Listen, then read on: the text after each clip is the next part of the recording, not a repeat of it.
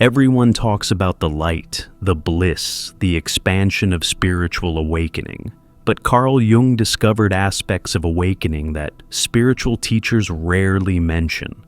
Not because they're negative, but because they're so unexpected, they challenge everything we believe about consciousness expansion. These are the unspoken realities Jung documented through decades of observing genuine transformation.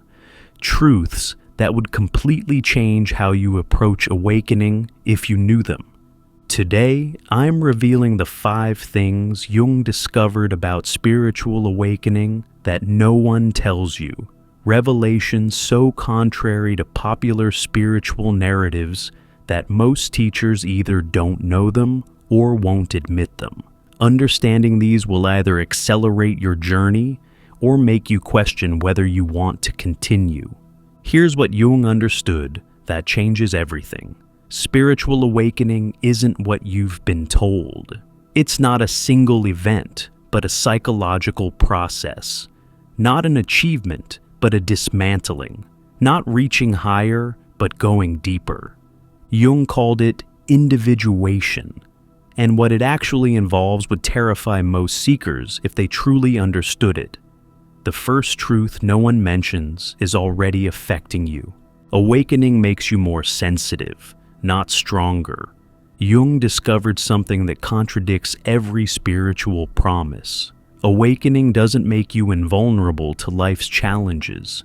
It makes you exponentially more sensitive to them. You don't transcend human vulnerability. You experience it more fully. You don't rise above emotional pain. You feel it more deeply. Jung called this conscious sensitivity, and it's the opposite of what most people expect from spiritual development. Here's what actually happens. Before awakening, you have what Jung called psychological armor, unconscious defenses that buffer you from life's full impact. Denial softens unbearable truths. Projection keeps difficult emotions external. Dissociation provides escape from overwhelming experiences. These defenses aren't conscious choices. They're automatic protections that make life bearable.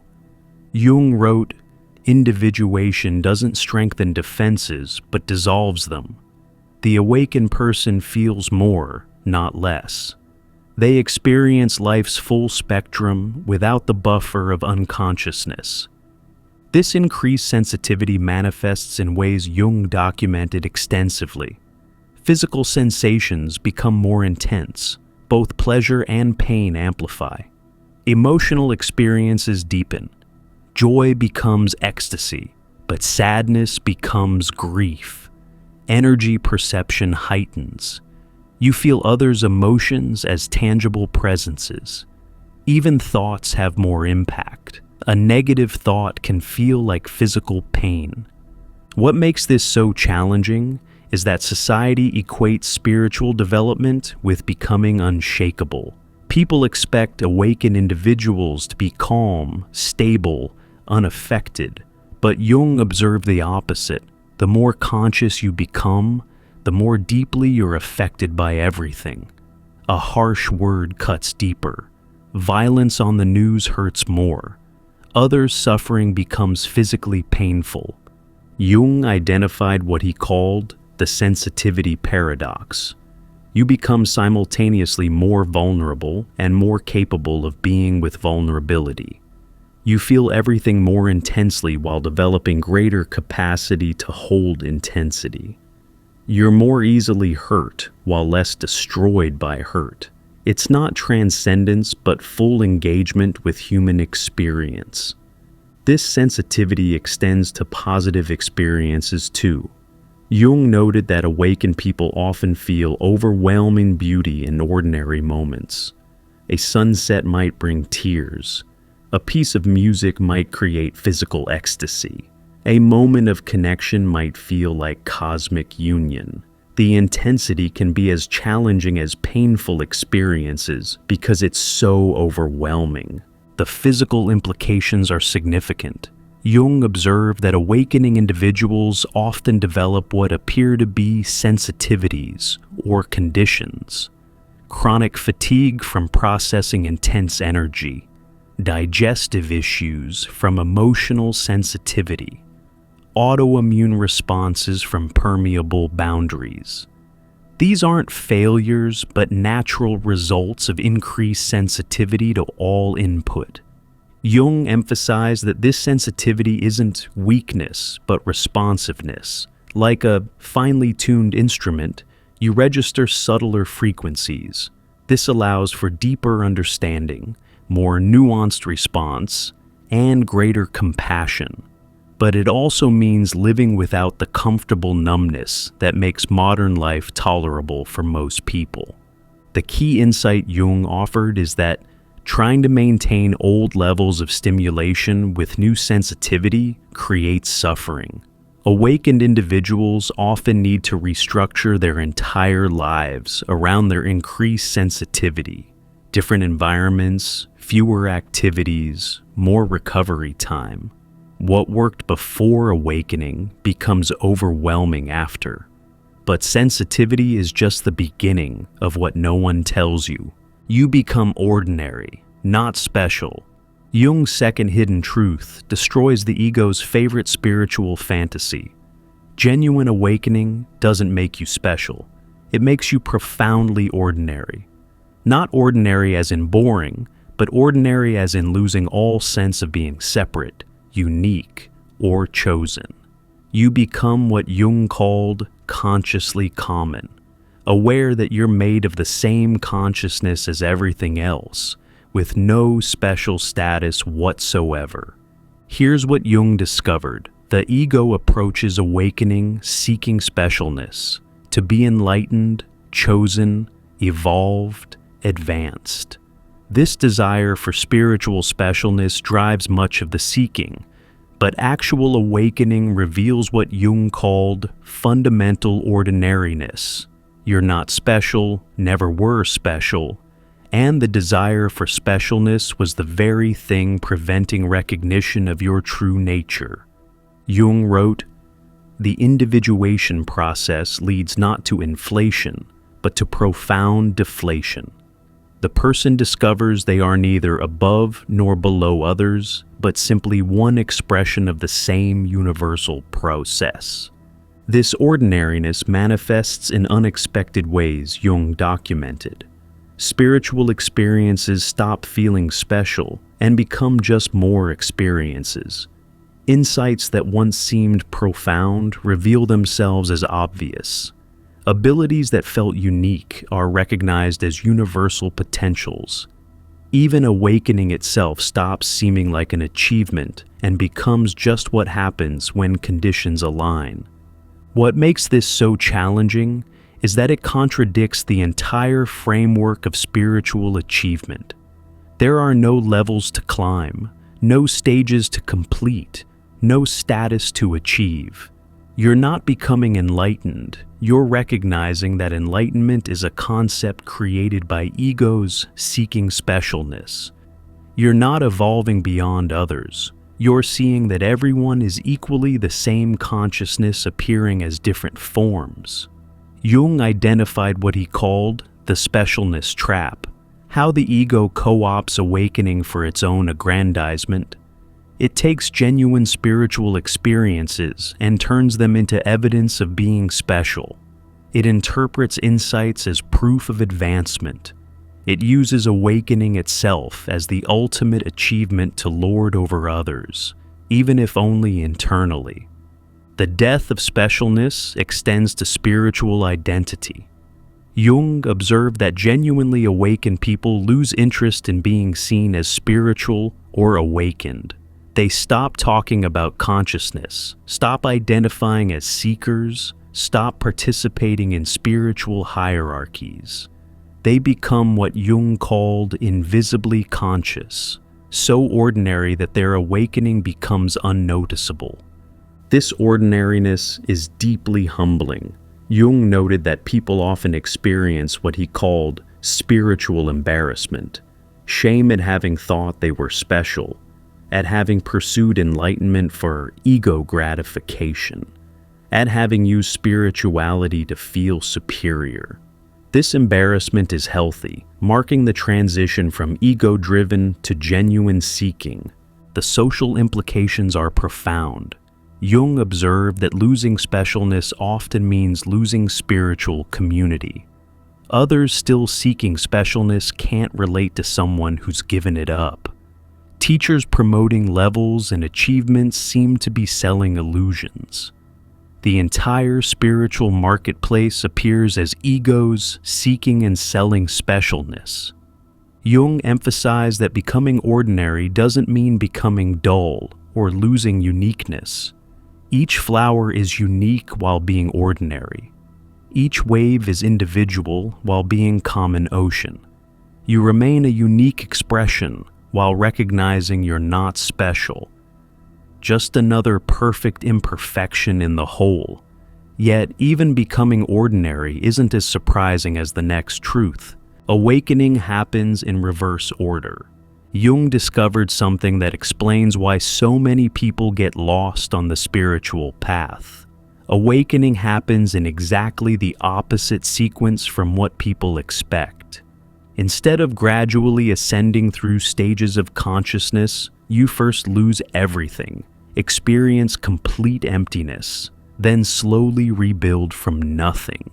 Jung called this the reverse path, and not understanding it causes countless seekers to abandon their journey right before breakthrough. Here's what Jung observed. People expect awakening to be additive, gaining wisdom, acquiring powers, accumulating insights. But it actually works through subtraction. First, everything you think you know becomes uncertain. Then, everything you think you are dissolves. Only after complete emptying does genuine knowing emerge. It's destruction before construction, death before birth, void before form. Jung wrote, "The Western mind expects to climb the mountain of enlightenment, but the path goes down before it goes up. We must descend into the unconscious before we can rise into consciousness." This reverse order manifests in a predictable pattern Jung documented. First comes the dark night, not as punishment, but as necessary emptying. Then comes the void, not as failure, but as pregnant space. Then comes confusion, not as regression, but as old patterns dissolving. Finally comes clarity, but only after complete unknowing. What makes this so disorienting is that it feels like going backward. You were clear, now you're confused, you must be regressing. You had purpose, now you have none. You must be lost. You felt spiritual, now you feel nothing. You must have failed. But Jung discovered this is actually forward movement disguised as regression. Jung identified specific phases of the reverse path, the stripping phase where every identity falls away, leaving you unable to answer, "Who am I?" The void phase where all meaning disappears and life feels pointless. The dissolution phase where boundaries between self and world become unclear. The reconstruction phase where new consciousness slowly crystallizes from nothing. This reverse order explains why people quit. Jung observed that most abandon the path during the emptying, believing they've failed or gone wrong. They don't understand that the emptiness is the path, not deviation from it. The darkness is the teaching, not absence of it. The confusion is the clarity, just wearing unfamiliar clothes. The reverse path also explains why forced positive thinking fails. Jung noted that trying to skip to light without going through darkness creates what he called false awakening, a conceptual overlay that prevents genuine transformation. You can't add truth on top of falsehood. The false must be completely dissolved first. Jung emphasized that understanding the reverse order changes everything about how you navigate awakening. Instead of resisting emptiness, you recognize it as progress. Instead of fearing dissolution, you welcome it as necessary. Instead of abandoning the path during darkness, you understand you're actually approaching light. But even the reverse path doesn't prepare you for the next truth. If these truths resonate, if you're experiencing increased sensitivity, ordinary humanness, or the reverse path, you're discovering what Jung called the actual territory, rather than the maps everyone shares. Before we explore the final two truths no one tells you, subscribe and hit the notification bell. Comment below which unexpected aspect of awakening has surprised you most. Your experience helps others recognize the actual journey. Now, these last two truths reveal why Jung believed most people never complete awakening. You lose interest in awakening. Jung discovered one of the most paradoxical aspects of genuine awakening. The closer you get to it, the less you care about it. The very thing you've sought for years becomes irrelevant. Not through failure or giving up, but through recognizing that seeking awakening was itself preventing awakening. Jung called this the extinction of seeking, and it marks the transition from pursuing consciousness to being conscious. Here's what happens. In the beginning, awakening is everything. You read every book, try every practice, pursue every experience. Enlightenment becomes your goal, your identity, your reason for living. But as genuine awakening approaches, Jung observes something remarkable. The entire project of becoming awakened loses all appeal. Jung wrote, "The great joke of individuation is that achieving it requires losing all interest in achieving it. The very desire for awakening must die for awakening to live." This loss of interest manifests in specific ways Jung documented. Spiritual books stop attracting you, not from having learned everything, but from seeing through the seeking they perpetuate. Practices lose their charge. Meditation becomes just sitting, yoga, just movement. Teachers stop seeming important. You recognize everyone's equally lost and found. Even the word awakening becomes meaningless, just another concept pointing nowhere. What makes this so confusing is that it feels like spiritual failure. After years of dedication, you no longer care about consciousness. After tremendous investment, enlightenment seems pointless. The very thing that gave your life meaning becomes empty. The ego interprets this as regression, but Jung recognized it as progression. Jung identified what causes this loss of interest. You realize awakening isn't something to achieve, but something to notice. You see that seeking creates the sense of lacking what's sought. You understand that the future enlightenment you're pursuing prevents recognizing present awareness. The whole project reveals itself as the ego's way of avoiding what's already here. The loss extends beyond personal awakening to spirituality itself. Jung observed that people approaching genuine awakening often abandon all spiritual identification. They stop calling themselves seekers, stop attending spiritual gatherings, stop engaging with spiritual content. Not from disillusionment, but from fulfillment. The seeking has served its purpose and can now end. This creates what Jung called the seeker's crisis. If you're not seeking, who are you? For years, maybe decades, your identity has been built around spiritual pursuit. Your relationships, activities, and meaning have centered on awakening. When interest dies, it can feel like you're dying too. And in a way, you are. The seeker is dying, so the finder can be born.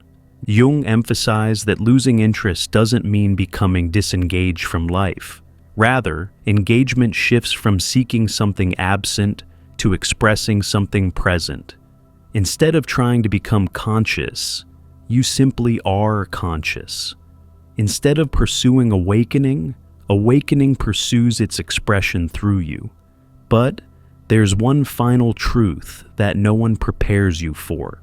Awakening doesn't solve your human problems. Jung's final hidden truth is perhaps the most sobering.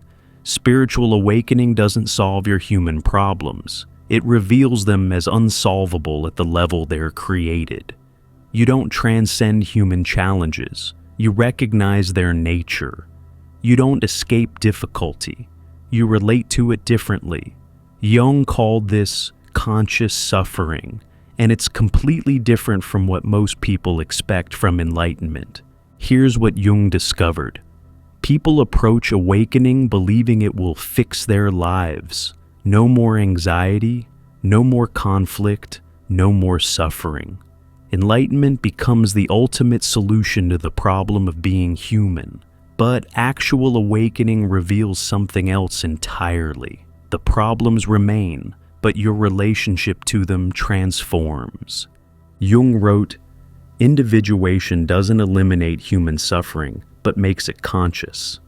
The awakened person still faces all of life's challenges, illness, loss, death, but without the unconscious patterns that create unnecessary suffering. This reality manifests in ways Jung documented that surprise everyone. Awakened people still experience anxiety, but they don't have anxiety about anxiety. They still feel sadness, but they don't resist it into depression. They still face conflict, but they don't add psychological warfare to practical disagreements.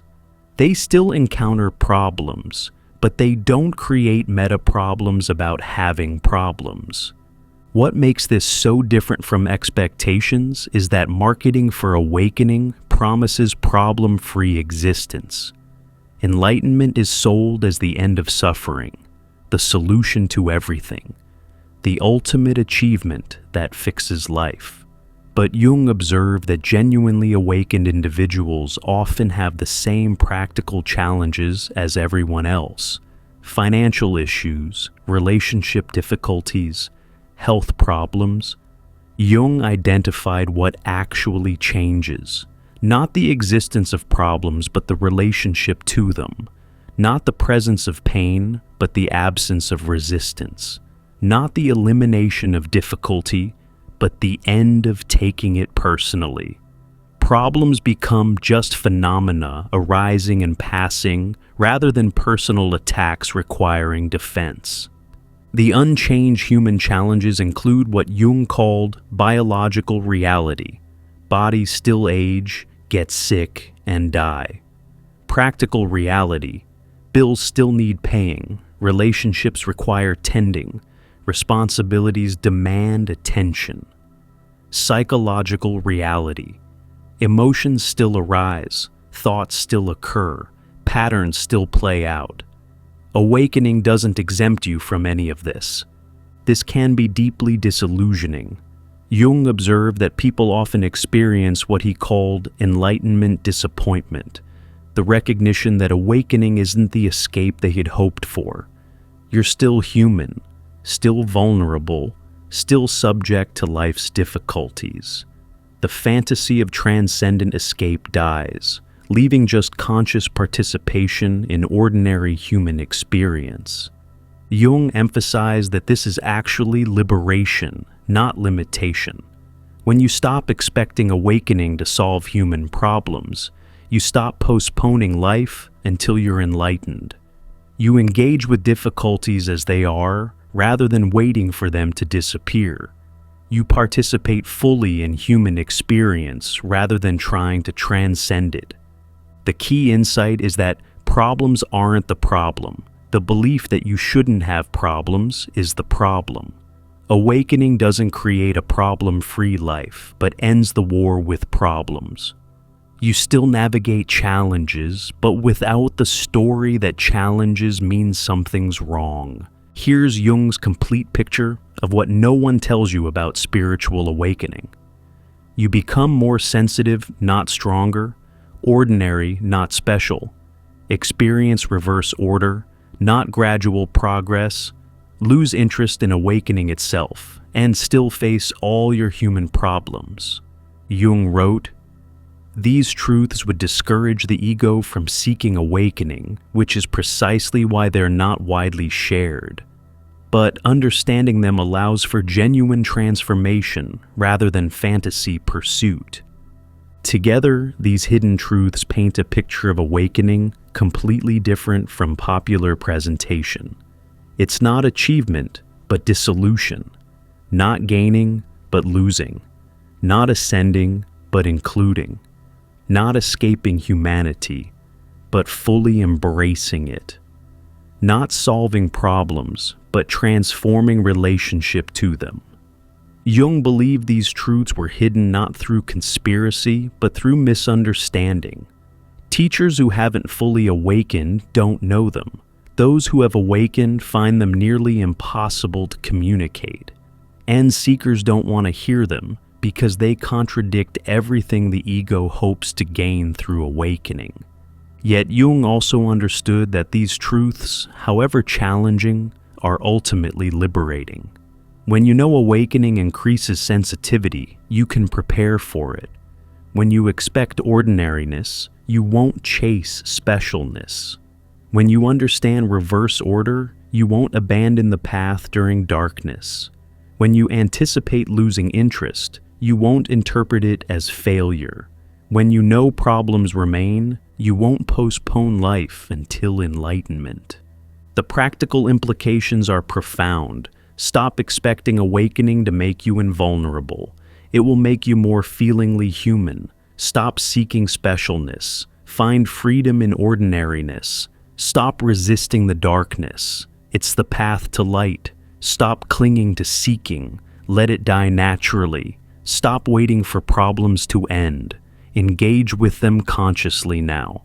If these hidden truths resonate, if you're experiencing the unexpected realities of awakening, you're not off path. You're discovering the actual territory beyond the maps everyone shares. Subscribe and hit the notification bell to explore more of what no one tells you about consciousness. To dive even deeper into Jung's revolutionary psychology and what it means for your spiritual awakening, click the recommended video on your screen now.